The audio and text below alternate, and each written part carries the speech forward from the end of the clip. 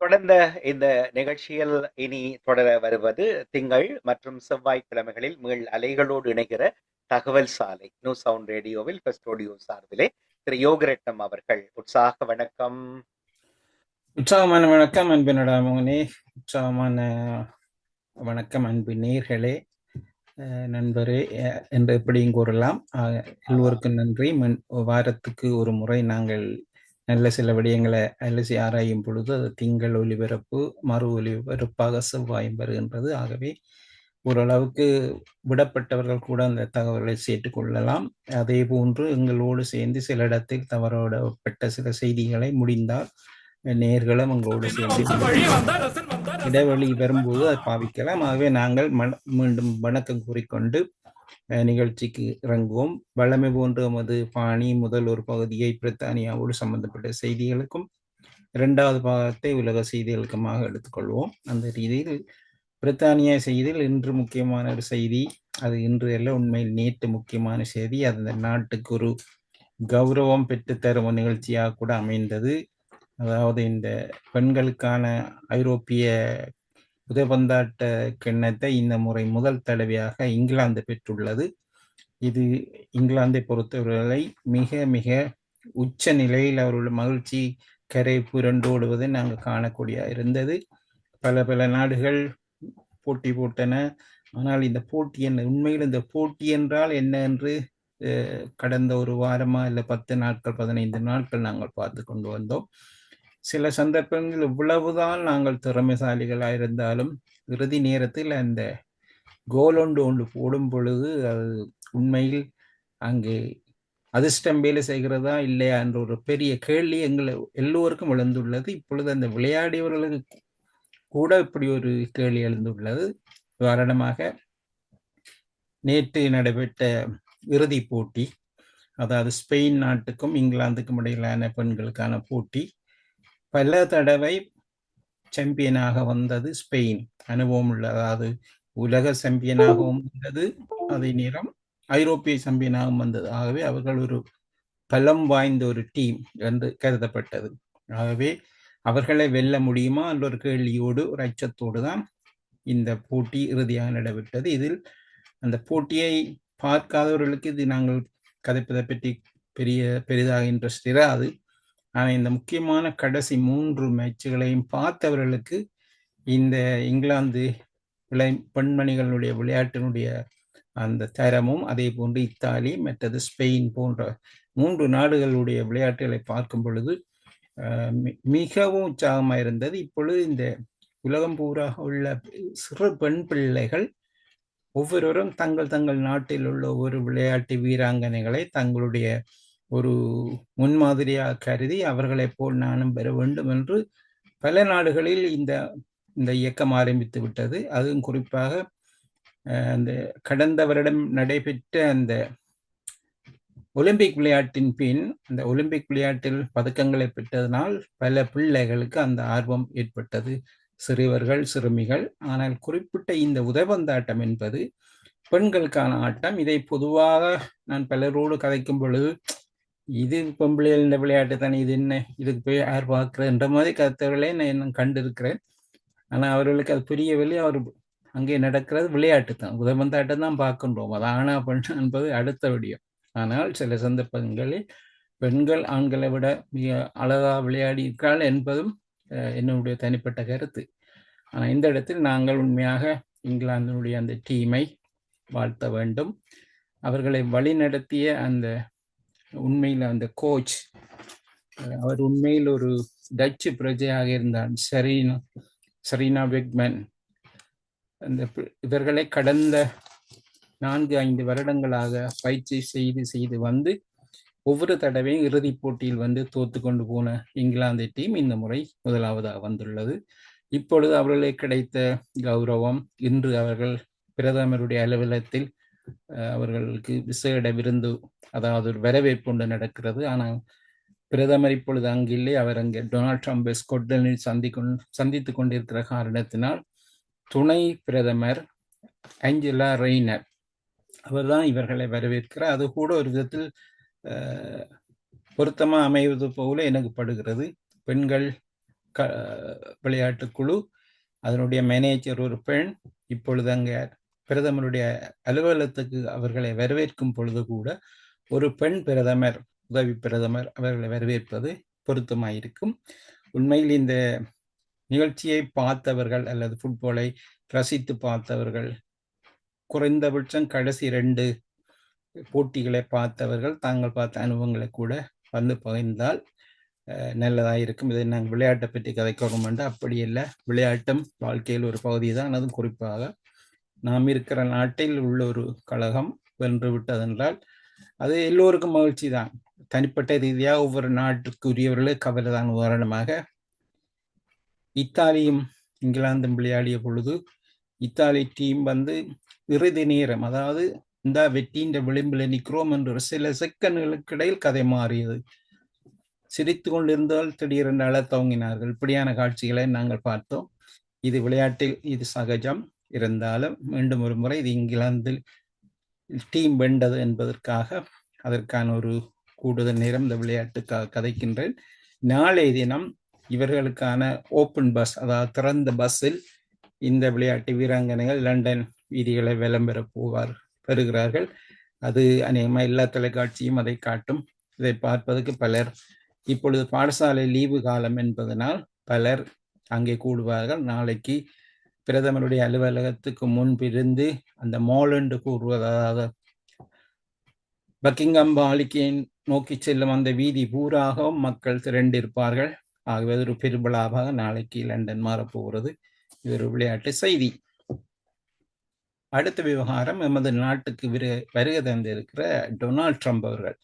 அவர் வருகை தந்தது உத்தியோகபூர்வம் அல்ல, அவர் தனிப்பட்ட ரீதியான விடயத்துக்காக வந்தார். அது என்னென்றால் விளையாடுறதுக்கு வந்தவர். அவருடைய விளையாட்டு கோல்ஃப். ஸ்காட்லாண்டில் பல கோல்ஃப் மைதானங்களை அவர் வாங்கி இருக்கிறார். அதாவது அவருடைய சொந்த கோல்ஃப் விளையாட்டு மைதானங்கள் ஸ்காட்லாந்து இருக்கிறது. ஆகவே காலத்து காலம் அவர் எங்கே வந்து அந்த தன்னுடைய அந்த கோல்ஃப் கழகங்களை பார்த்து விட்டு செல்வார். வரும்போது விளையாடுவார். அவ்வப்போது ஏதாவது கருத்துக்கை கூறுவார். ஆனால் இந்த முறை அவருடைய இந்த தனிப்பட்ட விடயத்தில் கூட சில அரசியல்கள் கலந்திருக்கிறது. ஏனென்றால் முக்கியமான சில தலைவர்களை இந்த ஸ்காட்லாந்தில் உள்ள அந்த விளையாட்டு திடலில் உள்ள ஹோட்டலில் சந்தித்திருக்கிறார். ஒன்று எமது நாட்டு பிரதமர் கியர் ஸ்டார்மர், அடுத்தது ஐரோப்பிய ஒன்றிய தலைவியாய்ந்த வொண்டர்லயன் என்றவரை. இவர்களை சந்தித்தது எதற்காக என்று பார்க்கும் பொழுது சில முக்கியமான விடயங்களும் நடந்தே இருக்கின்றன என்பதை நாங்கள் மறந்துவிட்டு செல்ல முடியாது. உதாரணமாக ஐரோப்பாவுக்கும் அமெரிக்காவுக்கும் இடையிலான இந்த வர்த்தக வரி விதிப்பு போட்டி சில காலமாக முறுகல் நிலையில் இருந்தது. 30% வரியை ஐரோப்பிய நாடுகளுக்கு எதிராக விதித்து தன்னுடைய அந்த இருமாப்பை காட்டிக்கொண்டார் ட்ரம்ப். பின்பு ஒவ்வொரு நாடும் அங்கே அவரை சென்று அவரோடு பேச்சுவார்த்தை நடத்தி சில மாற்றங்களை செய்து கொண்டு வரும் இந்த இடத்தில் இந்த முறை அவர் இங்கே ஸ்காட்லாந்துக்கு வந்த பொழுது ஐரோப்பிய ஒன்றிய தலைவி அவரை அங்கு ஸ்காட்லாந்து சென்று சந்தித்தார். இது ஒரு பெரிய கேள்விக்குறியாக இருந்தது. இவருடைய சந்திப்பில் ஏதாவது ஐரோப்பிய ஒன்றிய நாடுகளுக்கு இந்த வரி விதிப்பில் ஏதாவது நடக்குமா, அப்படி நடக்காவிட்டால் எவ்வளவு ஒரு அவமானம் அல்லது தங்களுடைய நேரத்தை வீணாக்கினார் என்று பலரும் எதிர்பார்த்து கொண்டு இந்த சந்தர்ப்பத்தில் நல்ல ஒரு திருப்பம் ஒன்று நேற்று ஏற்பட்டுள்ளது. இதுவரை காலம் 30% என்று இருந்து 27% என்று 25% என்று இருந்த அந்த வரி விதிப்பானது ஐரோப்பிய ஒன்றிய நாடுகளினுடைய சில முக்கியமான பொருட்கள் அமெரிக்கா செல்லும் பொழுது இப்பொழுது அவர்களுக்கு 15% என்றுதான் அது குறைக்கப்பட்டுள்ளது. இந்த இடத்தில் நாங்கள் ஒன்றை கூட கூற வேணும். 15% என்று ஏற்றுக்கொள்ளப்பட்டாலும் டொனால்ட் ட்ரம்ப் நாளைக்கு என்ன கூறுவார் என்று ஒருவருக்கும் தெரியாது. அடுத்த கிழமை 25 மாத்திராரோ தெரியவில்லை. அப்படியான ஒரு மனநிலை உள்ளவர் தான் அவர். ஆனால் இதுவரை இவர்களுக்கு இடையிலான அந்த சந்திப்பு ஒரு நல்ல விடயமாக அமைந்திருக்கிறது. அந்த ரீதியில் இந்த ஐரோப்பாவுக்கும் அமெரிக்காவுக்கும் இடையிலான அந்த வர்த்தக போட்டியில் ஒரு சிறு தளர்ச்சி ஒன்று ஏற்பட்டுள்ளது. டொனால்ட் ட்ரம்புக்கும் புரிகிறது தான் எல்லாரோடையும் பகைத்து கொண்டு தன்னுடைய சாதனையை சாதிக்க முடியாது. அங்கொன்றும் இங்கொன்றுமாக விட்டு கொடுத்து யாரிடம் வாங்க முடியுமோ அவரிடம் வாங்கி யாரை கொடுக்க முடியுமோ அந்த நிலை இருக்கிறாராகவே அந்த ரீதியில் அவருடைய விஜயம் ஒரு விளையாட்டுக்கான தனிப்பட்ட விடயமாக இருந்தாலும் அது கடைசியாக ஒரு நல்ல விடயத்தில் முடிந்திருக்கிறது. அதே நேரம் அவருடைய இந்த குறும்புத்தனங்களுக்கும் குறைவே இல்லை. லண்டன் மேயர் சதிக் கான் அவரோடு இவருக்கு பெரும் பகை. எந்த நாளும் அவரை வறுத்து கொட்டி கொண்டே இருப்பார் என்று கூறலாம். கடந்த முறை இவர் உத்தியோகபூர்வமாக விளைத்து ட்ரம்ப் அவர்கள் லண்டன் வந்த பொழுது அந்த பெரிய ஒரு பலூன் ஒன்று, ஒரு குழந்தை மாதிரி ஒரு பெரிய பலூன், டொனால்ட் ட்ரம்புடைய முகத்தோடு ஒரு குழந்தை மாதிரி நப்பிய கட்டின குழந்தை மாதிரி ஒரு பலூனை அங்கே பறக்க விட்டார்கள். இது டொனால்ட் ட்ரம்புக்கு நிறையவே கோபம், தன்னை இப்படி கேலி செய்தார்கள் என்று.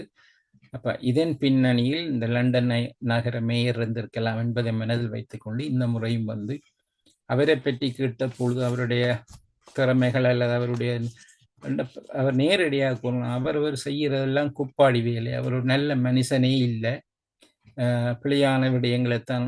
அப்பொழுது பிரதமர் அருகிலிருந்து மிக கஷ்டப்பட்டார். அது எப்படி அந்த அந்த டயலாக் அந்த சம்பாஷணையை வேறு பக்கமாக திருப்பலாம் என்று பார்த்தபொழுது இல்லை அவர் என்னுடைய நண்பன் தான் என்று ஓரளவுக்கு சாக்கு போக்கா பிரதமர் கூறியதை அவதானித்தவர்களுக்கு புரியும் பிரதமருடைய ஒரு இக்கட்டான நிலை.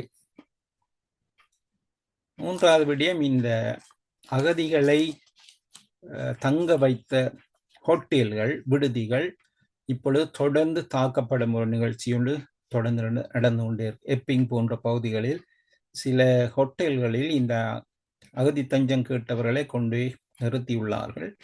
இதனை எப்படியோ மனம் பிடித்து மூக்க வைத்து நுழைத்து இந்த வெளிநாட்டவர்களை எதிர்க்கும் ஒரு குழு ஒன்று இருக்கிறது. அதே நேரம் இந்த நைஜல் ஃபராஜினுடைய தூண்டுதலினால் இந்த படகில் வருபவர்களுக்கு எதிரான கோஷங்கள் வலுத்து இப்பொழுது அவர்கள் தங்க வைக்கப்படும் இடங்கள் தாக்குதலுக்குள்ளாகின்றன.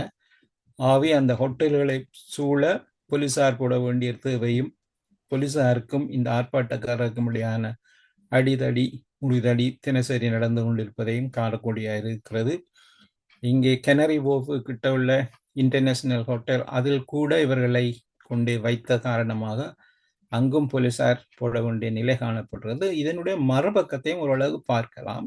ஒன்று, இந்த அகதியாக வருபவர்களினால் ஏற்கனவே இங்கே முகம் சுளித்து கொண்டு கோவப்பட்டு கொண்டு மக்கள் இருக்கிறார்கள் என்பதை மறக்க முடியாது. ஆனால் அதே நேரம் அவர்களை கொண்டு வைப்பதற்கு இடமில்லாமல் 4 நட்சத்திர விடுதியில் கொண்டு அவர்களை வைக்கவும் அருகில் உள்ளவர்களுக்கு நிறையவே கோபம் பெறத்தான் செய்யும். அவர்களுக்கு இருக்க வீடு இல்லாமல் இருந்தவர்கள் எத்தனையோ இருக்கிறார்கள். ஆனால் அகதிகளாக வருவர்களுக்கு அவர்களுக்கு ஒரு தனிப்பட்ட இடத்தை கொடுக்காமல் பெரிய நட்சத்திர ஹோட்டல்களில் அவர்களை கொண்டு விடும் பொழுது அயலவர்கள் நிச்சயமா ஆத்திரப்படுவார்கள். ஏற்கனவே வெளிநாட்டு மக்களுக்கு எதிரான குரோதம் உள்ளவர்கள் இதை சந்தர்ப்பமாக பயன்படுத்தி இந்த தாக்குதல்களை நடாத்துகிறார்கள். பலரோடு கதைத்த பொழுது 2 விதமான கருத்து இருந்தது. இவர்கள் செய்யும் செயலினால் மக்கள் இன்னும் கோபம் அடைவார்கள் என்பது ஒரு முக்கியமான ஒரு கருத்தாக இருக்கிறது. அடுத்ததாக இந்த NHS வைத்தியர்கள், எங்களுடைய டாக்டர்ஸ், ஜூனியர் டாக்டர் என்று முன்பு கூறுவது இப்போ அவர்களை ரெசிடென்ட் டாக்டர்ஸ் என்று பெயர் மாற்றம் செய்யப்பட்டுள்ளது. அவர்கள் கடந்த வெள்ளிக்கிழமையிலிருந்து தொடர்ந்து 5 நாட்கள் வேலை நிறுத்தத்தில் குதித்துள்ளார்கள். இதனால் பாதிக்கப்படுபவர்கள் நோயாளிகள் என்பதில் எந்த சந்தேகமும் இல்லை. பல விதத்தில் அரசாங்கமும் அவர்களோடு பேச்சுவார்த்தை செய்ய முற்பட்டது. ஆனால் இந்த BMA என்று சொல்ல இந்த பிரிட்டிஷ் மெடிக்கல் அசோசியேஷன் என்பது இப்பொழுது ஒரு தனி கட்சி மாதிரி தங்களை உருவாக்கி தங்களுடைய ஒரு ஏறக்குறைய ஒரு அரசியல் கட்சி என்ற அளவுக்கு இந்த டாக்டர் மாதிரி எல்லாம் வந்தது எங்களுக்கு புரிகிறது. இந்த வேலை நிறுத்தம் என்பது கடந்த 14 வருடங்களாக கன்சர்வேட்டிவ் அரசாங்கம் இருக்கும் பொழுது இந்த வேலை நிறுத்தம் என்பது தொடர்ந்து நடைபெற்று கொண்டே வந்தது. பல தடவை நடந்த பேச்சுவார்த்தைகள் முறிவடைந்தது. ஆனால் கடந்த வருடம் 2024ஆம் ஆண்டு புதிய அரசாங்கம் பதவிக்கு வந்தவுடன் முதல் செய்த வேலை இந்த வைத்தியர்களுடைய போராட்டத்தை நிறுத்தி, இந்த வேலை நிறுத்தங்களை நிறுத்தி அவர்களை வேலையில் அமர்த்த ஒரு முயற்சி செய்து சம்பள உயர்வு சம்பந்தமாக அவர்களோடு கதைத்து ஓரளவுக்கு அவர்களால் ஏற்றுக்கொள்ளக்கூடிய அளவுக்கு ஒரு சம்பள உயர்வை கொடுத்திருந்தார்கள். ஆகவே ஒரு சில காலம் அது அமைதியாகவே சென்றிருந்தது. ஆனால் மீண்டும் இப்பொழுது சம்பள உயர்வு கேட்கும் பொழுது பலருக்கு இயற்கையாகவே ஒரு கோபம் வருகிறது. போன வருஷம்தான் அவர்களுக்கு சம்பள உயர்வு கொடுத்தார்கள். அதிலும் பலருக்கு அதுல விருப்பமே இல்லை. ஏனென்றால் வைத்தியர்கள் தங்களுக்கு 29% சம்பள அதிகரிப்பு கேட்டார்கள். சாதாரணமா இங்கே ஒரு ஆசிரியரோ போலீசாரோ மற்ற ஊழியர்களோ 3 வீதம் 2 வீதம் 4 வீதம் என்று கேட்கும் பொழுதே அதற்கு கட்டுப்படியாகாமல் எதிர்ப்புகள் காட்டப்பட்டது அரசாங்கத்தினால். ஆனால் 29% கேட்டவர்களை குறைத்து கொண்டு வந்து ஓரளவுக்கு கட்டுப்பாட்டுக்கு கொண்டு வந்தாலும் மீண்டும் அவர்கள் இந்த வேலை நிறுத்தத்துக்கு ஒதுக்கிறார்கள். இது வரும் புதன்கிழமை காலை 7 மணி வரை இந்த வேலை நிறுத்தம் நடைமுறையில் இருக்கும். அதே நேரம் இங்கு இன்னொரு விடயம் நடந்து கொண்டே இருக்கிறது. அவர்களிடம் ஒரு வேண்டுகோள் விட்டு உள்ளார்கள். ஒரு 25 விதமான வேண்டுகோள்கள் இந்த வைத்தியர்களுக்கு இந்த வைத்தியசாலைகள் சில முக்கியமான அமைப்புகள் வேண்டுகோள் விடுத்தது. சில இடங்களில் நீங்கள் இந்த 100% இந்த ஆர்ப்பாட்டத்தில் இல்லாமல் அங்கங்கே வந்து அவசரமான தேவைகளை பூர்த்தி செய்யும் வகையில் உங்களுடைய கடமைகளை ஆற்றுங்கள். உதாரணமாக கேன்சர் வைத்தியர்கள், அப்போ கேன்சர் வைத்தியத்துக்காக வேலை செய்பவர்கள் கூட வேலை நிறுத்தத்தில் குதித்ததனால் கேன்சர் வைத்தியம் பெறுபவர்கள் நிறையவே கஷ்டத்துக்கு உள்ளாயிருக்கிறார்கள்.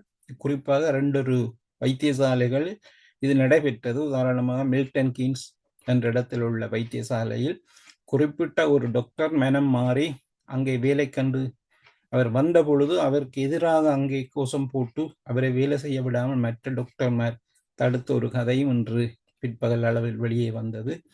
உண்மையை கவலைக்கிடமான ஒன்று. இது யாரோட விளையாடுகிறார் என்றால் தங்களுடைய பணம் வேண்டும், அது நிச்சயம்தான், அது வேறு காரணம். ஆனால் இங்கே நோயாளிகளைத்தான் பயண கைதிகளாக வைத்துக் கொண்டு இந்த வேலை நிறுத்தம் நடக்கிறது என்பது ஒரு முக்கியமான விடயம். இதில் பலருடைய கருத்து பலவாக இருக்கலாம். இருந்தாலும் நாம் சுட்டிக்காட்ட வேண்டிய இடத்தில் அதை சுட்டிக்காட்டியே ஆக வேண்டும். அடுத்த புதிய ஒரு கட்சி இப்பொழுது இங்கே உருவாகி உள்ளது. ஏற்கனவே கட்சிகளுக்கு பஞ்சமில்லாத ஒரு நாடு. அப்படி இருந்தும் இடதுசாரிகளை கொண்ட இந்த லேபர் மூவ்மெண்ட் என்று இருந்து பல தடவைகளில் வலதுசாரிகளுக்கு எட்டிக்கு போட்டியாக இருந்த ஒரு அமைப்பு, ஒரு இயக்கம்.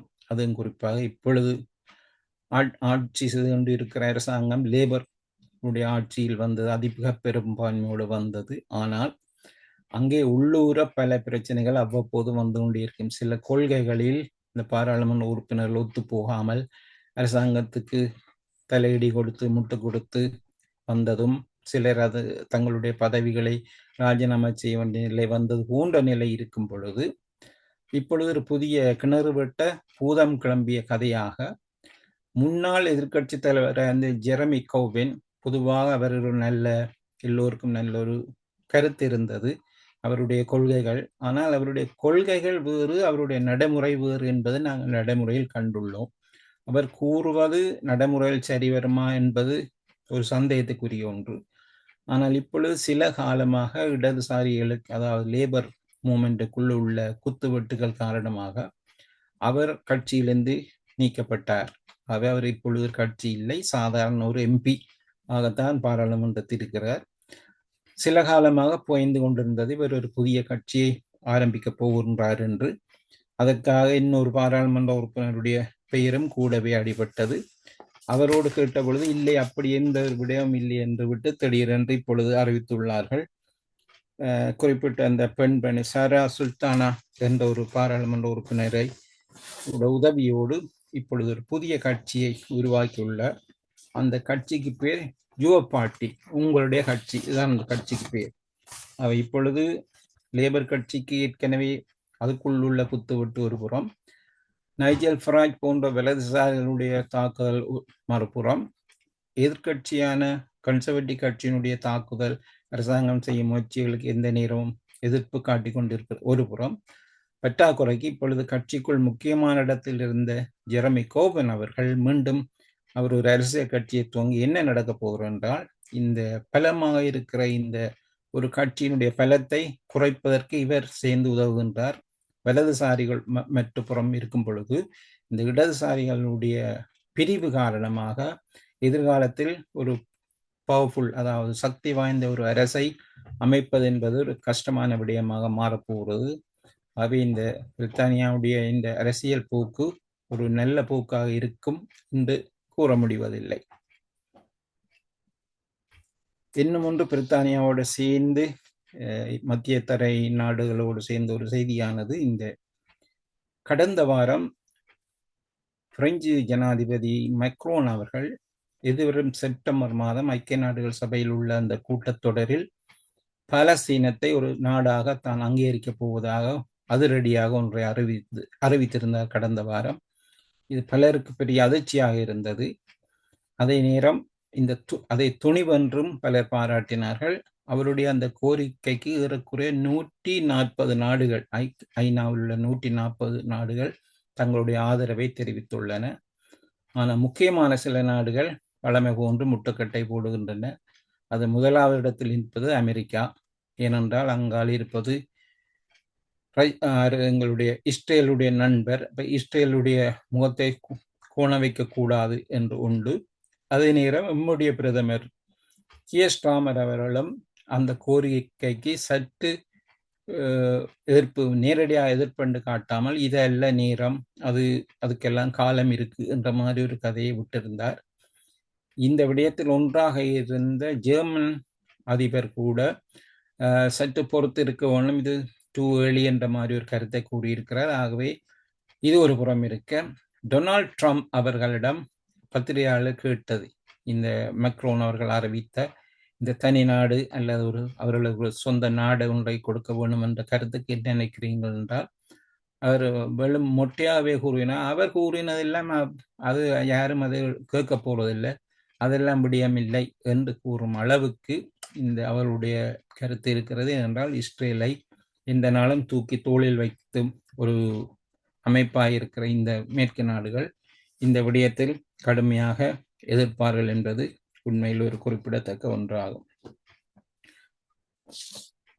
அடுத்ததாக இந்த பத்திரிகைகள் வரும் கார்ட்டூன் ஒன்றை நான் அடிக்கடி கூறுவேன். இந்த மெட்ரோ என்ற பத்திரிகையில் சிறிய கார்ட்டூன் வரும், இந்த கேலி சித்திரம் ஒன்று வரும். அதில் சில கருத்துக்கள் மறைமுகமாக நகைச்சுவையாக இருக்கும், கருத்துக்கு உகந்ததாகவும் இருக்கும். அந்த ரீதியில் இப்பொழுது இந்த ஹோட்டல் வெளியே நடக்கிற தாக்குதல்களை பற்றி ஒரு படம் ஒன்று கூறியிருந்தார்கள். ஒரு ஹோட்டலுக்கு முன்பு தாக்குதல் நடைபெறுகிறது. போலீசார் அவர்களை மடக்கி பிடிக்கிறார்கள். ஆனால் பின்னைக்கு இருந்து கல்லால் எறிகிறார்கள், போத்தலால் எறிகிறார்கள். குடியேற்றவாசிகளை வெளியில் போங்கள் என்றெல்லாம் கோஷங்கள் எழுப்பியிருக்கு.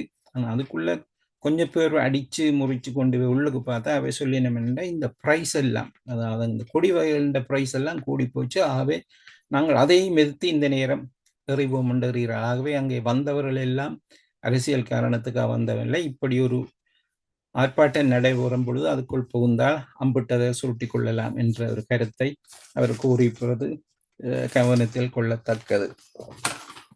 ஓரளவுக்கு பிரித்தானிய சம்பந்தமான செய்திகள். இந்த இடத்தில் நாங்கள் அடுத்த பகுதிக்கு செல்லும் பொழுது எல்லோரிடம் ஒரு கேள்வியை கேட்கலாம். ஏதாவது பிரித்தானியால் முக்கியமான நீங்கள் அறிய விரும்பும் சில விடயங்கள் என்ன என்று கேட்டுக்கொண்டு அடுத்த பகுதிக்குள் செல்லலாம்.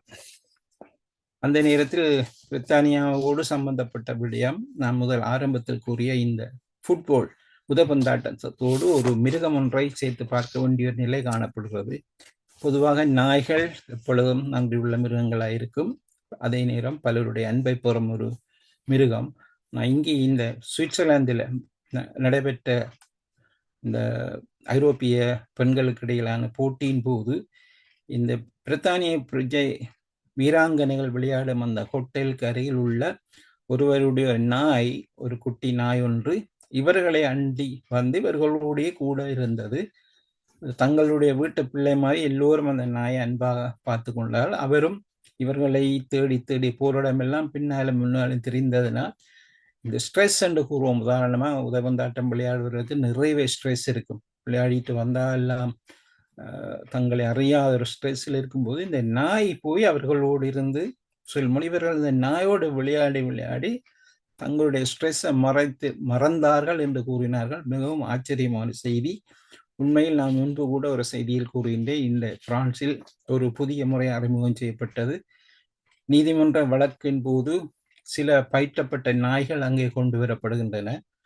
பாதிப்புக்குள்ளானவர்களுக்கு அருகில் அந்த நாயை இருக்க விடுவார்கள். அந்த நாய்க்கு ஓரளவுக்கு இந்த பாதிக்கப்பட்டவர்களுடைய உணர்ச்சிகள் எல்லாம் புரியக்கூடியது. அவர்களை அருகில் நிற்கும் பொழுது அந்த பாதிக்கப்பட்டவர்கள் கூட தங்களுக்கு அருகில் இன்னொருவர் தங்களுக்கு பாதுகாப்பாக இருக்கிறார் என்ற ஃபீலிங்கில் அவர்கள் தங்களுடைய ஸ்ட்ரெஸ்ஸை குறைத்து கேட்கிற கேள்விக்கு மறுமொழி சொல்லும் நிலைக்கு அங்கே நாய்கள் உதவின என்பது குறிப்பிடத்தக்கது. இப்பொழுது இந்த நேற்றைய நடைபெற்ற இந்த உதவந்தாட்டத்தின் போது அங்கே ஒரு நாய் இவர்களுடைய அன்பை பெற்று எல்லோருடைய செல்லப்பிள்ளையாக மாறினதும் இன்று பல பத்திரிகைகள் அந்த நாயை தூக்கி வைத்து கொண்டு எடுத்த படங்கள் கூட வந்திருக்கிறது. பார்க்கும் பொழுது மிகவும் சந்தோஷமான செய்தியாக இருந்தது. இன்னொரு விடயமும் இதுவும் நாயோடு சம்பந்தப்பட்டது.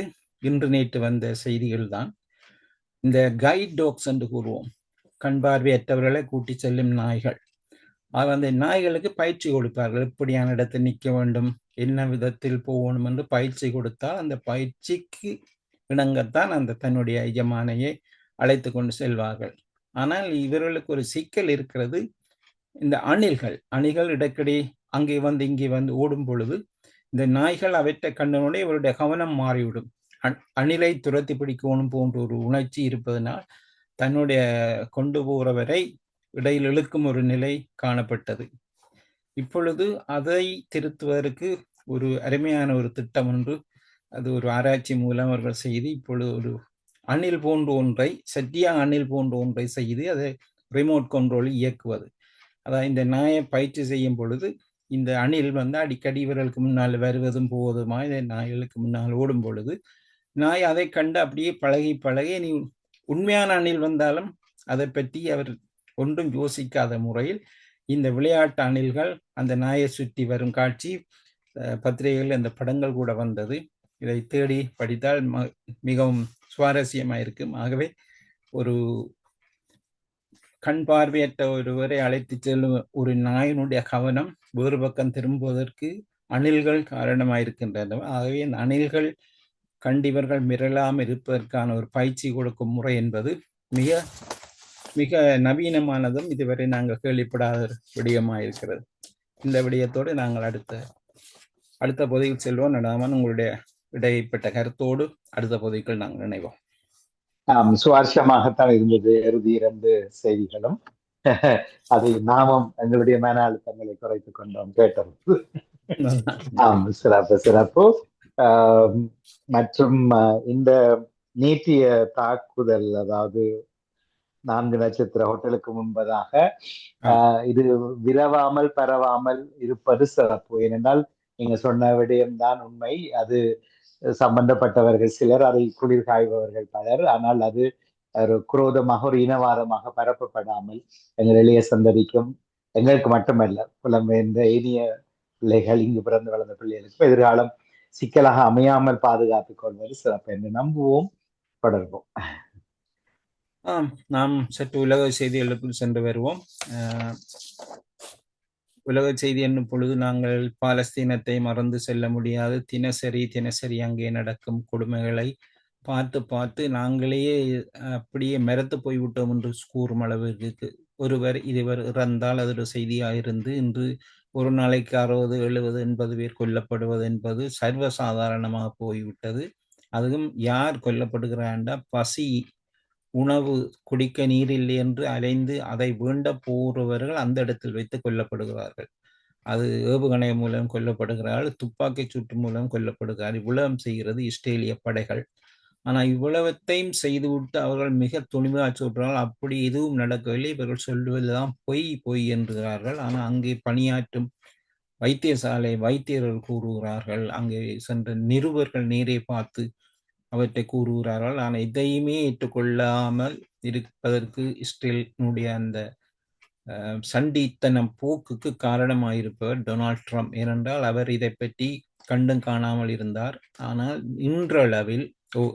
நேற்றளவில் அவருடைய கதையில் சிறிய ஒரு மாற்றம் கொண்டு வந்தது. எப்படி என்றால் இப்பொழுது வரும் செய்திகள் எல்லாம் இந்த மால் நியூட்ரிஷன், அதாவது உணவு இல்லாமல் போதிய போஷாக்கில் உணவு இல்லாததனால் இறக்கும் பிள்ளைகளுடைய தொகை இப்பொழுது அதிகரித்துள்ளது. அப்படி பார்த்தால் ஒவ்வொரு பிள்ளைகளும் வெறும் எலும்பு கூடாக தாய்மார் தூக்கி வைத்திருக்கும் படங்கள் இப்பொழுது தினசரி வெளியே வந்து கொண்டிருப்பதனால் முழு உலகத்திலிருந்து கடும் எதிர்ப்பு இஸ்ரேலுக்கு வந்தது காரணமாக சற்று ஒரு விதமாக இந்த அவர்களுக்கு உணவு போவதற்கு இதுவரை தடுத்து வைக்கப்பட்டிருந்த அந்த வாகனங்களை தாங்கள் அனுமதிப்பதாக கூறுகிறார்கள். உண்மையில் 600 வாகனம் போகிற இடத்தில் 80 வாகனத்தை போக விடுவது ஒரு பெரிய விடயம் இல்லை. அடுத்தது, இப்பொழுது இந்த அருகில் உள்ள சில நாடுகள் விமானம் மூலம் உணவுப் பொதிகளை எறிய ஆரம்பித்துள்ளன. ஒன்று UAE என்பதும், அடுத்தது அருகிலுள்ள ஜோர்தான் நாடுகள் அவர்கள் உணவுப் பொட்டலங்களை விமானம் மூலம் போடுகின்றார்கள். இது ஒரு ஆபத்தான விடயம் கூட. அது சரியான இடத்துக்கு போய் விழுமா என்பது சொல்ல முடியாது. தேவையற்ற இடங்கள் இந்த உணவுகள் போய் விழும், அல்லது யாருக்கு இந்த உணவு கிடைக்க கூடாதோ அவர்களுடைய கையில் கூட இந்த உணவு போய் விழலாம். அடுத்தது, இவர்கள் தங்குவது பெரிய மாட மாளிகளில் அல்ல, வெறும் சீலைகள் அடித்த கேம்ப் அதுகளுக்கு தான் தங்குகிறார்கள். கூடாரங்களுக்கு தங்கும் பொழுது விமானத்தில் சென்று போடும் உணவுகள் எல்லாம் சில இடங்களில் அவர்கள் தங்கி இருக்கிற அந்த கூடாரத்தன்மை விழுந்து அதில் இறந்தவருடைய தொகை கூட அறிவிக்கப்பட்டுள்ளது. ஆகவே இது ஒரு கடைசி நேர முயற்சி என்றாலும் ஒரு வேதனைக்குரிய விடயம். இப்பொழுது இஸ்ரேல் சற்று இப்படியான உணவு பொட்டலங்கள் போடுவதற்கு அனுமதித்துள்ள, அது தற்காலிகமாக ஒரு 10 நாளைக்கு தாங்கள் ஒரு தளர்ச்சி ஒன்றை கொண்டு வருவதாக கூறுகிறார்கள். இது எதை காட்டுகிறதோ தெரியவில்லை. இந்த 10 நாளுக்கு பின்பு இவர்கள் என்ன செய்ய போறார்களோ என்பது ஒரு பெரிய கேள்வியாக இருக்கிறது. இவ்வளவுக்கும் முதல் தடவையாக ட்ரம்ப் அவர்கள் சொன்னார்கள், அங்கு உள்ள பிள்ளைகள் பசியோடு இருப்பது பார்க்கக்கூடியதாக இருக்கிறது. முதல் தடவையாக தன்னுடைய வாயை திறந்து கூறியுள்ளார். பிள்ளைகள் பசியோடு இருக்கிறார்கள், பார்க்க சகிக்க முடியாத காட்சிகள் இருக்கிறது என்று கூறுகிறார். ஆனால் நேரடியாக இஸ்ரேலை அவர் தாக்க விரும்பவில்லை. இது மறைமுகமான அவர்களுக்கு சொல்லும் ஒரு செய்தியாக கூடி இருக்கலாம். இதே போன்று டொனால்ட் ட்ரம்பினுடைய அடுத்த சில அதிரடி நடவடிக்கைகள். சில வாரங்களுக்கு முன்பு ரஷ்ய அதிபர் புட்டினுக்கு 50 நாள் அவகாசம் கொடுத்தார். அடுத்து வரும் 50 நாட்களுக்குள் இந்த போரை முடிவுக்கு கொண்டு வராவிட்டால் தான் கடுமையான நடவடிக்கை எடுப்பேன் என்று கூறியிருந்தார். அதுக்கு அங்கு ரஷ்யா எதுவும் மசிந்த மாதிரி இல்லை. ஆனால் திடீரென்று நேற்று அல்லது இன்றைய தினத்துக்கு இடையில் ஒரு புதிய அறிவித்தலை விட்டார். அடுத்து வரும் 10 அல்லது 12 நாட்களுக்குள் ரஷ்யா இந்த போரை நிறுத்துவதற்கான முயற்சியை செய்ய வேண்டும். இல்லை என்றால் தான் அது கடுமையான நடவடிக்கைகள் எடுப்பேன். எப்படி என்றால் அவர்களுக்கு எதிரான பொருளாதார தடைகளை 100க்கு 100% அறிவிப்பதோடு அவர்களோடு வர்த்தகம் செய்யும் மற்ற நாடுகளுக்கும் தான் கடுமையான வரிகளை விதிக்க போகிறேன் என்று ஒரு எச்சரிக்கை விடுத்துள்ளார். இது எந்த அளவுக்கு நடைமுறையில் வரும் என்பது தெரியாத ஒரு விடயம்.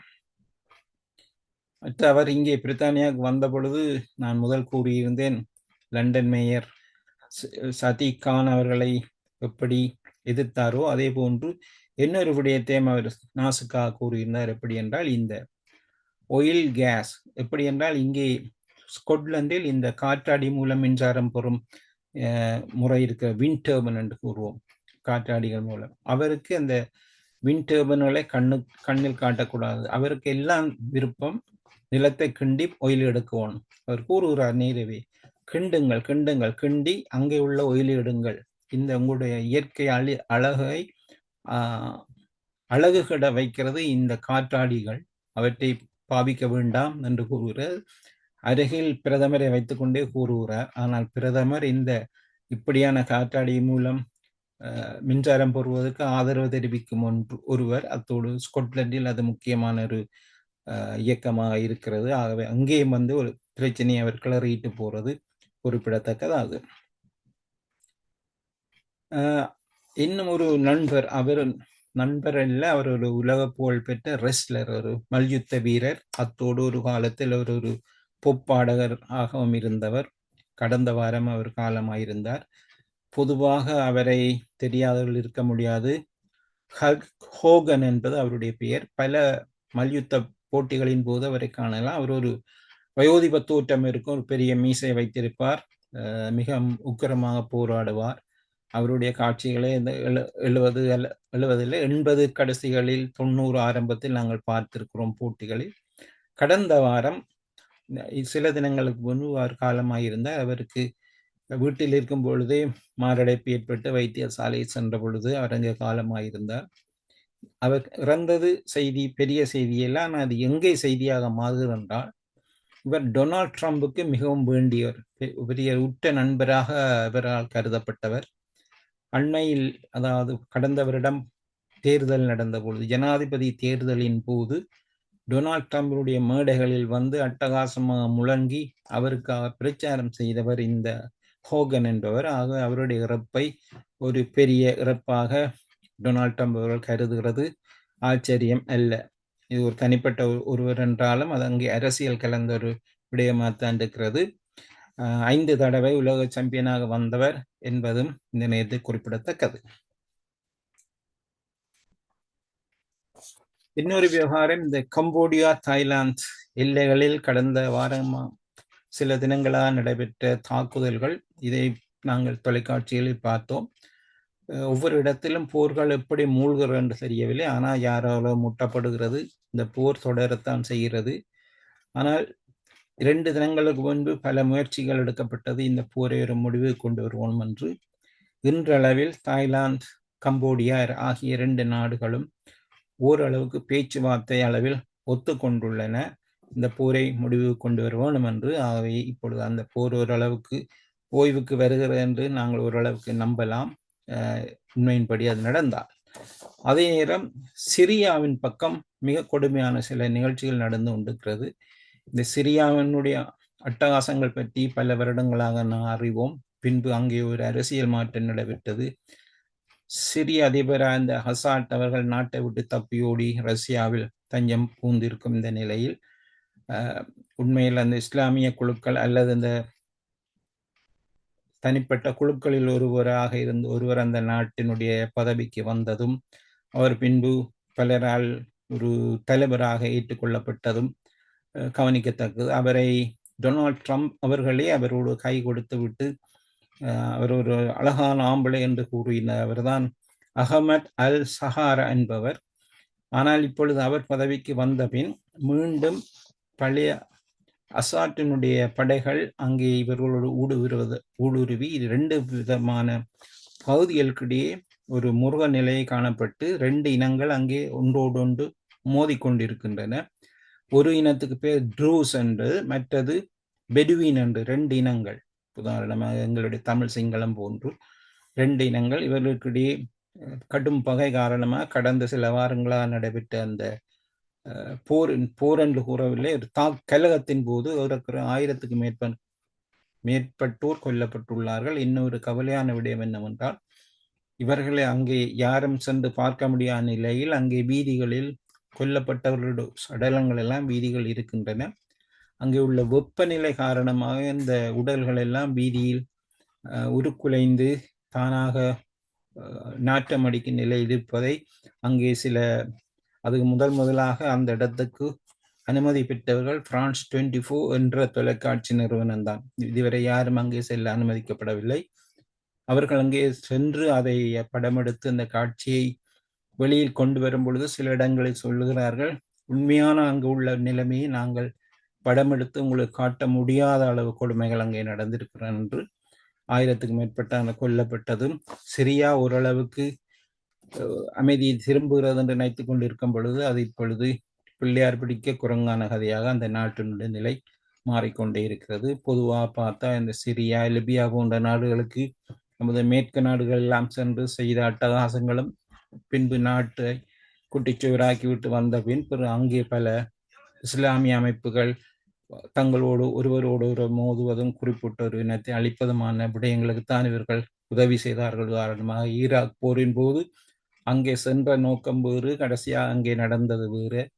பின்பு ஈராக் பல துண்டுகளாக உடைந்து அதன் பின் இத்தனை அரசியல் அமைப்புகளோ அல்லது போர்க்குழுக்கள் தங்களுக்குள் தாங்களே அடிபட்டதும் இன்று மத்திய கிழக்கு நாடுகளுடைய சமநிலையை குழப்பும் அளவுக்கு இந்த இயக்கங்கள் தங்களுக்குள் தாங்களே அடிபட்டு கொண்டு வருவது வேதனைக்குரிய விடயமாக இருக்கிறது. ஆகவே சிரியாவின் மீது இருந்த அந்த ஓரளவுக்கு நம்பிக்கையும் இப்பொழுது சற்று இழந்து கொண்டே போகின்றது. அடுத்ததாக இந்த யுக்ரைன் விவகாரம், அது டொனால்ட் ட்ரம்ப் இப்பொழுது 10-12 நாளைக்கு தவணை கொடுத்திருக்கிறார் புட்டின் அவர்களுக்கு. ஆனால் அது எந்த அளவுக்கு அது சரி வரும், என்று தெரியவில்லை. கடந்த வாரம் அங்கு ரஷ்ய தொலைக்காட்சியில் இதை பற்றி ஒரு கருத்து கேட்கப்பட்ட பொழுது 50 நாள் தவணை கொடுத்த பொழுது அவர்கள் ஒரு நக்கல் சிரிப்பொன்று சிரித்து கொண்டு அதெல்லாம் கண்டுகொள்ளக்கூடாது என்ற அதாவது நாங்கள் போரை நிறுத்தப் போவதில்லை என்பதுதான் அவர்களுடைய முக்கியமான கருத்து. ஆனால் இப்பொழுது இவருடைய 10 அல்லது 12 நாள் அந்த அவகாசத்துக்கு இன்று அல்லது நாளை ரஷ்ய தொலைக்காட்சியை பார்க்க முடிந்தால் அவர்கள் என்ன சொல்லுகிறார்கள் என்று எதிர்பார்க்கலாம். அதே நேரம் இந்த ரஷ்யாவுக்கும் உக்ரைனுக்கு நடக்கிற இந்த போரில் சில நவீன விஞ்ஞான கண்டுபிடிப்புகள் எதிரிகளை தாக்கும் விடயத்தில் மிக முக்கியமாக பாவிக்கப்படுகிறது. உதாரணமாக கடந்த வாரம் பூராக ரஷ்யாவினுடைய தேசிய விமான சேவையான ஏரோஃப்ளட் பல ஃப்ளைட்டுகள் பல பறப்புகளை நிறுத்தியுள்ளன. காரணம் 40க்கு மேற்பட்ட சேவைகள் 40க்கு மேற்பட்ட பறப்புகள் அவர்களால் பறக்க முடியாத நிலை காணப்பட்டது. காரணம் அங்கே அவருடைய ஐடி அவருடைய நவீன தொழில்நுட்ப இந்த செய்தி பரிவர்த்தனைக்கு ஊடாக இந்த யுக்ரைனில் உள்ள சிலர் இந்த ஹேக்கிங் என்று கூறுவோம் உள்புகுந்து அவர்களுடைய இந்த சிஸ்டம் அத்தனையும் கம்ப்ளீட்டாக முழுதாக அழித்து விட்டார்கள். இதனால் ரஷ்ய விமானம் ஒன்றும் எழுந்து பறக்க முடியாத நிலையில் காணப்படுகிறது. இது இப்பொழுது இறுதியாக வந்த செய்தி. அதை செய்தவர்கள் யுக்ரைனை சேர்ந்த ஒரு குறிப்பிட்ட குழுவினர். அவர்களுக்கு தங்களுக்கு ஒரு பெயரை கொடுத்திருந்தார்கள், சைலண்ட் க்ரோ. அதுக்கு நேரடியான டிரான்ஸ்லேஷன் அவர்கள் இன்னும் இல்லை, நாங்கள் அதை மொழிபெயர்த்து பார்த்தா சைலண்ட் காகங்கள், அமைதியான முறையில் பணியாற்றும் காகங்கள் என்று. அது பல கருத்து அதில் இருக்கலாம். அவர்கள் இப்பொழுது ரஷ்யாவுக்கு எதிரான இந்த நவீன விதமான தொழில்நுட்ப தாக்குதல்களில் ஈடுபட்டு வருவது குறிப்பிடத்தக்கது. மற்றது எங்களுடைய இந்தியா சம்பந்தமான இப்பொழுது இந்திய பிரதமர் இப்பொழுது உலகம் சுற்றும் வாலிபனாக மாறிக்கொண்டே இருக்கிறார். அவர் இந்தியாவில் இருப்பதை விட வெளிநாடுகள் செல்வதுதான் கூடுதலாக காணப்படுகிறது. கடந்த வாரம் அமெரிக்கா சென்றிருந்தார், பிறகு இங்கே இப்பொழுது பிரித்தானியாவில் நிற்கின்றார். இப்படியே சுற்றி கொண்டிருப்பார். ஆனால் அங்கே வேடிக்கை என்னவென்றால் அங்கே பாராளுமன்றத்தில் இவரை காண முடியாது. அங்கே ஏதாவது கேள்வி கேட்டால் பதில் சொல்வதற்கு இவர் இருக்க மாட்டார் அல்லது பாராளுமன்றம் செல்ல மாட்டார். இது ஒரு விதமான ஆட்சி, அது அங்கே நடப்பது வேறு விதமான ஆட்சி. இந்த நிலையில் இன்று அவர் எங்களுடைய மன்னரை சந்தித்திருக்கிறார். ஏனென்றால் இப்பொழுது இந்தியாவுக்கும் பிரித்தானியாவுக்கும் இடையிலான பல வர்த்தக ஒப்பந்தங்கள் கைச்சாத்திடப்பட்டுள்ளன. அதன்படி ஃப்ரீ ட்ரேட், ஒரு குறிப்பிட்ட சில பொருட்களுக்கு ஃப்ரீ ட்ரேட் என்றால் எந்த விதமான அதிக வரி விதிப்பும் இல்லாமல் இலகுவான முறையில் வர்த்தகம் இருக்கிறது. அதில் குறிப்பாக யூகே, இங்கே எங்களுடைய கார்கள் அதாவது பிரித்தானியாவுடைய கார் மற்ற விஸ்கி போன்ற விடயங்கள் அங்கே அவர்களுக்கு மிக குறைந்த விலையில் கொடுக்கப்படும். அதே நேரம் இந்தியாவினுடைய டெக்ஸ்டைல், புடவை உற்பத்தி, அந்த வகையானவை, மற்ற ஜுவல்லரி, நகை போன்று இன்னும் பல பொருட்கள் இங்கே பிரித்தானியாவுக்கு வரும் பொழுது வரி இல்லாமல் வருகின்றன. அவை 2 நாடுகளும் ஓரளவுக்கு தங்களுக்குள் திருப்தி அடைந்து கொள்கின்றன. அவை இதை இந்தியாவை பொறுத்தவரையில் அல்லது இந்திய அரசை பொறுத்தவரையில் வெளிநாடுகளுக்கு சென்று பல வர்த்தக ஒப்பந்தங்கள் செய்து வருவதனால் மோடி ஒரு சக்தி வாய்ந்தவராக அங்கே காட்டப்பட்டு கொண்டிருக்கிறார். அதே நேரம் பிரித்தானியாவும் கடந்த சில மாதங்களாக பல நாடுகளோடு சில வர்த்தக ஒப்பந்தங்கள் செய்து ஓரளவுக்கு பிரித்தானிய வர்த்தகத்தை நல்ல முறையில் கொண்டு செல்வதாக ஒரு காட்சி எங்களுக்கு தெரிகிறது. இது எந்த அளவுக்கு எவ்வளவு காலம் செல்லும் அல்லது எதிர்கட்சிகளுடைய முறியடிப்புகளினால் இவை கைவிடப்படுமா என்பது இன்னொரு பெரிய பதில் சொல்ல முடியாத ஒரு கேள்வி. இன்னொரு 2 விவகாரம், இந்த பிலிப்பைன்ஸ் நாட்டில் இப்பொழுது நடக்கும் திருமணங்கள். இதை நீங்கள் தொலைக்காட்சியில் பார்த்திருப்பீர்கள். அங்கே திருமணங்கள் எல்லாம் தேவாலயத்தில் நடக்கின்றன. தேவாலயத்தில் முழங்கால் அளவு வெள்ளத்தில் தான் இந்த திருமணங்கள் நடைபெறுகிறது. இன்று கூட நாங்கள் பார்த்தோம் தொலைக்காட்சியில், பத்திரிகையில். தந்தையார் மகளை கூட்டிக் கொண்டு போகிறார். போகும்பொழுது முழங்கால கீழே அப்படியே தண்ணி, அந்த புதிதாக அந்த வெள்ளை உடுப்பெல்லாம் தண்ணிக்குள்ளே இருக்கிறது. அப்படி பல விடயங்கள் நடக்கிறது. என்னென்றால் அங்கே இந்த பருவ பேச்சு கூடுதலாக வீசும் ஒரு நாடாக இருக்கிறது பிலிப்பைன்ஸ். ஆகவே எந்த விதமான காத்தடித்தாலும் மழை வெள்ளம் என்பது அங்கே தவிர்க்க முடியாது. அந்த கல்யாணம் செய்வர்களுடைய கருத்தை கேட்கும் பொழுது அது கூறுவதிலும் ஒரு நியாயம் இருக்கிறது. எத்தனையோ அன்பு காதலித்து அல்லது பல எதிர்பார்ப்புகளுக்காக இருந்து ஒரு திருமணம் என்று இருக்கும் பொழுது இந்த மழை வெள்ளம் வந்ததை குழப்புகிறதை, இந்த மழை நிற்கிற மழை அல்ல, இன்னும் இந்த மாத இறுதியில் இன்னும் அதிகமான மழை பெய்ய போவதாக காலநிலை கூறுகிறார்கள். அவர் கூறுகிறார்கள், மழை இப்படியே செய்து கொண்டிருந்தால் நாங்கள் என்ன திருமணம் செய்யாமல் இருக்கிறது, பரவாயில்லை, நாங்கள் திருமணத்தை செய்வோம் என்று. இப்பொழுது பார்த்தா பல கோவில்களில் தொடர்ந்து திருமணங்கள் வெள்ளத்துக்குள் தான் நடைபெறுற காட்சியை பார்க்கும் பொழுது ஒரு விதத்து சிரிப்பாகவும் இருக்கிறது. அவருடைய மனநிலையில் வேறு வழி இல்லை, அதுக்குள் தான் திருமணம் செய்யணும் என்றா செய்து கொள்ளுகிறார்கள். அடுத்ததா இந்த திருமணம் செய்கிறவர்கள் எடுக்கும் ஒரே ஒரு மருந்து இந்த ஆன்டிபயோட்டிக்ஸ். ஏனென்றால் இந்த வெள்ளத்துக்கு ஊடாக நீங்கள் நிற்கும் பொழுது வெள்ளத்தினால் சில கிருமிகள் வந்து உங்களுக்கு காலனூடாக வந்து உங்களுக்கு சில பயங்கர வருத்தங்களை தரலாம் என்பதற்காக அதற்கு பாதுகாப்பான ஆன்டிபயோட்டிக் மருந்தையும் எடுக்கிறார். திருமணம் செய்த கையோடே ஆன்டிபயோட்டிக் மருந்து எடுக்கும் நிலை அங்கே காணப்படுவது ஒரு விதத்தில் வேடிக்கையாக இருக்கு. அது நேரம் தவிர்க்க முடியாத விடயமாக இருக்கிறது. ஸ்ரீலங்கா பற்றி ஒரு செய்தி வந்தது.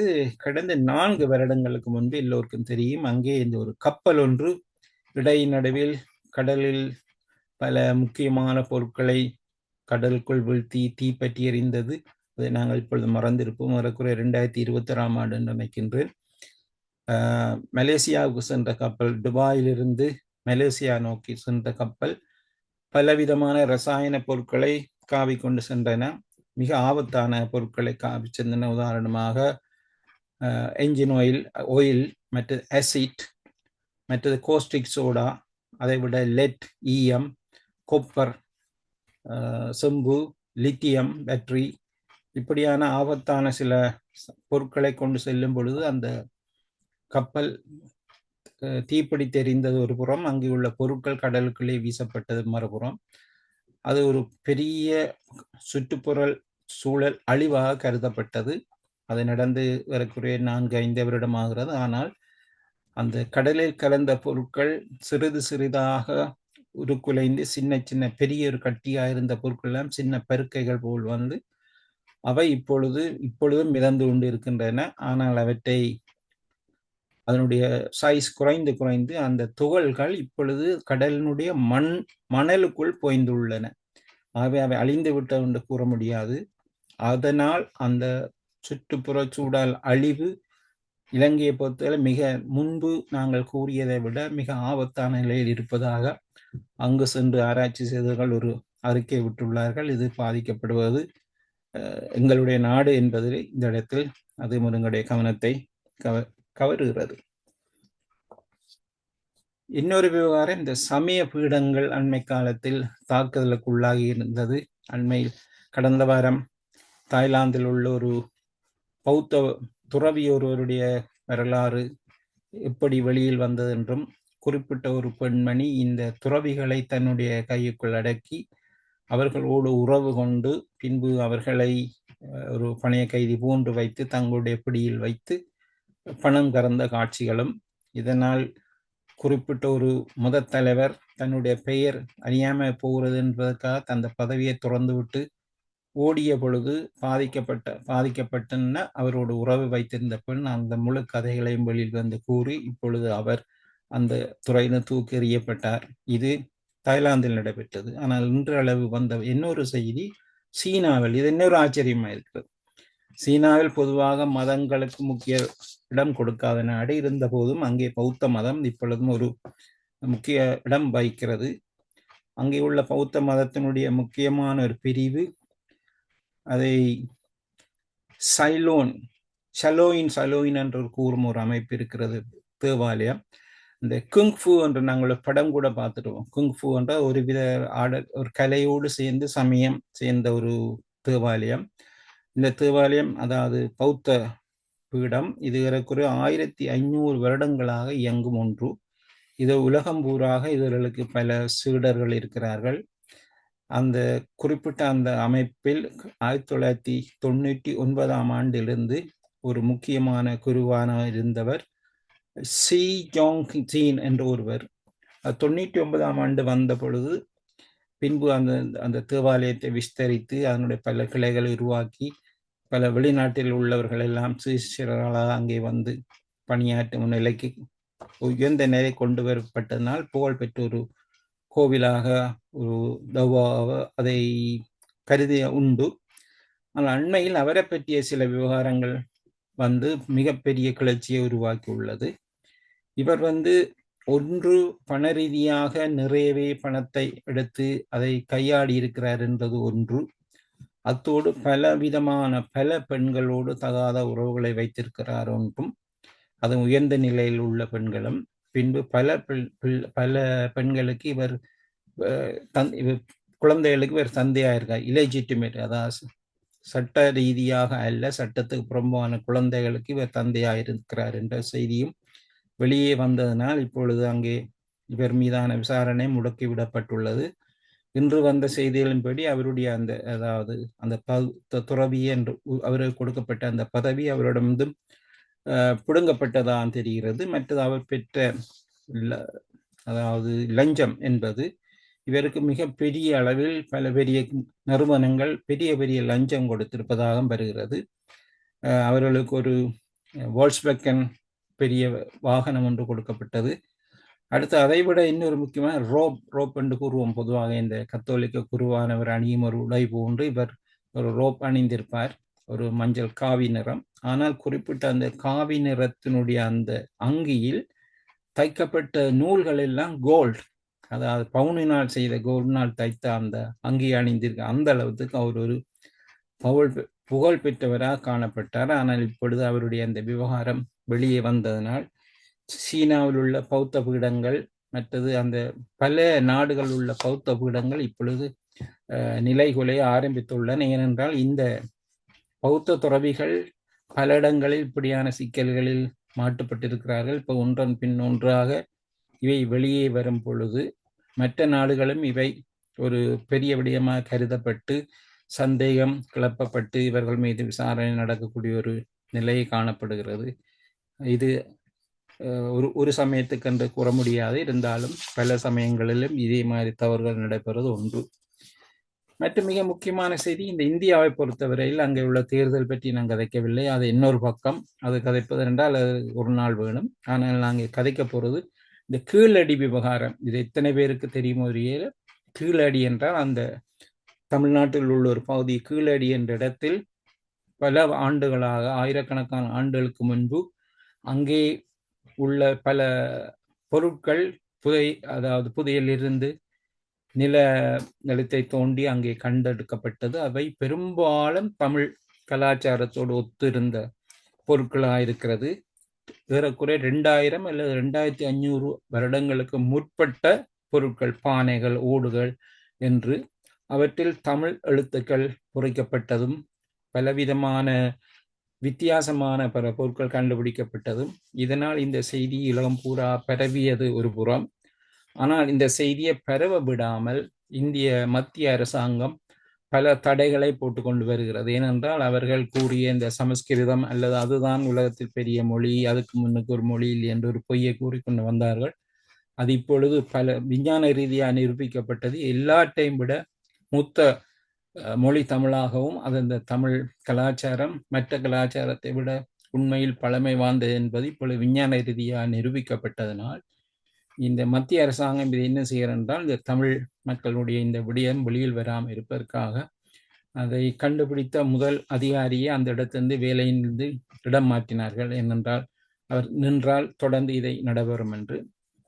பின்பு அவர்களுக்கு கொடுக்கப்பட்ட பல சலுகைகளை நிறுத்தி அந்த ஆராய்ச்சியை எப்படி நிறுத்தி அதை இந்த தமிழ் மக்களுடைய இந்த புகழ் வெளியில் வருவதை தடுக்க முடியுமோ அது ஒரு அரசியல் விடயமாக கருதப்படுகிறது. ஆனால் இப்பொழுது அங்கே இன்னும் சில மாதங்களில் நடக்க போகும் தேர்தலுக்கு இது இன்னொரு தூபம் போட்ட நிகழ்ச்சியாக அமைய போகிறது. காரணம், இது தமிழ் மக்களை பொறுத்தவரையிலே இந்த கீழடி விவகாரம் அரசாங்கத்துக்கு ஒரு சேலஞ்சாக அமைய போகிறது. அதே நேரம் மோடி அவர்கள் இப்பொழுது இந்தியாவினுடைய தமிழ்நாட்டுக்கு கடந்த சில தினங்களாக வந்து அங்கே அவருடைய பிரச்சார பணிகளை முறுக்கியுள்ளார். அதே நேரம் அவர் கூறும் சில விவகாரங்கள் இந்த கீழடி விவகாரத்தில் வரும் விடயம் பற்றி எதுவுமே கூறவில்லை என்று அவரால் கூற முடியாது. ஆனால் வேறு பல புஷ்வானங்களை விட்டு மக்களுடைய கவனத்தை திசை திருப்பி கொண்டு போய் கொண்டிருக்கிறார் என்பது இந்த நேரத்தில் நாங்கள் உண்மையில் கவனிக்கத்தக்கது. இது போன்ற பல நிகழ்வுகள் இன்னும் தவறவிடப்பட்ட நிகழ்ச்சியில் இருந்தால் அவற்றை இன்னொரு சந்தர்ப்பத்தில் எடுத்து வருவோம். இந்த நிகழ்ச்சியினுடைய மறு ஒலிபரப்பை நாளைய தினம் செவ்வாய்க்கிழமையும் தொடர்ந்து நீங்கள் கேட்கலாம் என்று நடாமான் உங்களுடைய இந்த அறிவிப்போடு உங்களுடைய கருத்துக்களையும் கேட்டுக்கொண்டு நாங்கள் இருக்கும் சில நிமிடங்களில் நிகழ்ச்சியை ஓரளவுக்கு முடிவு கொண்டு வரலாம் என்று கருதுகிறேன். நிச்சயமாக இணைந்து கேட்டுக்கொண்ட உறவுகள் ஏதாவது இறுதி நிமிட பொழுதுகளில் உங்கள் கருத்துக்களை கொடுக்க விரும்பினால் இப்போது இணைப்பில் வரலாம். 02-847-292-92 மிக குறுகிய நேரம் இருக்கிறது. அவை இணைப்பில் வர விரும்பினால் உடனமாக இணைந்து கொள்ளுங்கள். அல்லாவிட்டால் நாம் நிகழ்ச்சியின் நிறைவோடு நாளை செவ்வாய்க்கிழமை மீண்டும் மீள் அலையோடு நாம் சங்கமிக்க போகிறோம். நீங்கள் இதில் தவற விட்டப்படுத்த செய்திகளை மீண்டும் ஒரு முறையாய் நியூ சவுண்ட் ரேடியோ 92 FM வழியாக நீங்கள் கேட்கக்கூடிய வாய்ப்பினை பெற்றுக்கொள்வீர்கள். சிறப்பு, நன்றி. பல விடயங்களை அறிந்து கொண்டோம். இந்த தனிப்பட்ட விஜயமாய் வந்தவரை பாய்ந்து தலைவர்கள் ஐரோப்பா முழுவதும் வந்து பங்கு பற்றி சந்திப்பது என்பது கொஞ்சம் சிக்கலாக இருக்கிறது எனக்கு. ஆனால் இதில் ஒருவேளை இது வேறொரு அஜெண்டாவோ என்று என்ன தோன்றுகிறது. எப்படி என்றால் இது இப்போ லண்டனில் நேற்று இதுக்கான எதிர்ப்பலைகள் தூண்டப்படவில்லையா? ஆர்ப்பாட்டங்கள் ஸ்கொட்லாண்டில் நிறைய ஆர்ப்பாட்டம் இருக்கிறது. பொதுவாக அவர் அங்கே வந்தார் என்றதுனால் இவர் நேற்று முன்தினம் நீங்க பார்த்திருப்பீங்கள், இவருக்கு எதிராக நடந்த ஆர்ப்பாட்டம் பல விதமான பதாதைகளில் இவரை பற்றிய ஒவ்வொரு செயல்களும் குறிப்பிட்டு இவருடைய பழைய விவகாரங்களை தோன்றி எதிர்ப்பு இருந்தாலும் இங்கே லண்டனை பொறுத்தவரையில் இன்னும் பெரிதாக ஒன்றும் இல்லை. ஆனால் அவர் அடுத்த செப்டம்பர் மாதம் அளவு இங்கே உத்தியோகபூர்வமான விடயம் ஒன்றை மேற்கொள்ள உள்ளார். அந்த நேரத்தில் இந்த எதிர்ப்புகள் பகிரங்கமாக காட்டப்படலாம் என்று நம்புகிறேன். ஆனால் எந்த அளவுக்கு அந்த டேமேஜ் அதை குந்தகம் விளைவிக்காத அளவுக்கு அரசாங்கம் போற விதமான பாதைகளை மாற்றி பாதுகாப்புகளை கூட்டி அவரை மோஞ்சொலிக்க கூடாது என்று பாதுகாப்பு செய்கிறார்களோ செய்யவில்லை. ஒருவேளை இப்படி கூட கருதலாம். இது ஒரு தனிப்பட்ட விஜயமாக சொல்லப்பட்ட உத்தியோகபூர்வ விஜயம்தான் என்று நினைக்கிறேன். இந்த எதிர்ப்பலைகள் சில முகம் கொடுத்தல்களை தவிர்ப்பதற்காக என்று அனுமானிக்கலாம் என்று நினைக்கிறேன். அதுல கைநாடி பிடிப்பது போன்று இப்படி இந்த வருத்தம் இப்படி இருக்குன்னு கைநாடி பார்த்து பிடிப்பது போல இப்ப வரும்பொழுது தனக்கு என்ன நிலை இருக்கிறது, அப்ப அடுத்த முறை வரும்பொழுது இதற்கிடையில் ஏதாவது ஒரு திடீர் வென்று இன்னொரு விடயத்தை கொண்டு போட்டு அந்த கவனத்தை திசை இருப்பதில் அவர் மன்னர். ஆகவே இதற்கிடையில் இந்த இருக்கும் சில மாதங்களுக்குள் இன்னும் பல அதிரடி நடவடிக்கைகள் அவர் அறிவிப்பார் என்பது எந்த சந்தேகமும் இல்லை. அவை எதிர்பார்ப்போம். நல்ல விடயங்கள் நடந்தால் நாமும் மகிழ்ச்சி அடைவோம் என்ற நம்பிக்கையோடு பல தகவல்களை திரட்டி தந்தீர்கள். வழமை போல இம்முறையும் சிறப்போடு உங்களுக்கும் நன்றி பகிர்ந்து நாளை மீள் அலைகளோடு மீண்டும் அடுத்த திங்கள் நேரலையோடு இன்னும் ஒரு தகவல் சாலையோடு சந்திப்போம். மிக்க நன்றி திரு யோகரட்னம் அவர்களே. நன்றி. வணக்கம். உங்களுக்கும் நன்றி. வணக்கம் அன்பினியர்களே. மீண்டும் இதே போன்ற அடுத்த வாரமும் இதனுடைய ஒலிபரப்பை நாளை செவ்வாய்க்கிழமை மீண்டும் நீங்கள் கேட்பீர்கள் என்ற நம்பிக்கையோடு உங்களிடம் விடைபெறுகிறேன். நன்றி, வணக்கம். மிக்க நன்றி. திரு யோகரட்னம் அவர்கள் தொகுத்து வழங்கிய தகவல் சாலை இதுவரை இணைந்து கொண்டது சிறப்போடு. நியூ சவுண்ட் ரேடியோ 92 FM வழியாக இதை பாமுகம் உறவுகளும் பின்னர் தரிசித்துக் கொள்வீர்கள். மீண்டும் சந்திக்கலாம். நாளைய தினம் மீண்டும் இரவு 9 மணிக்கு சந்திப்போம். வணக்கம் உறவுகளே.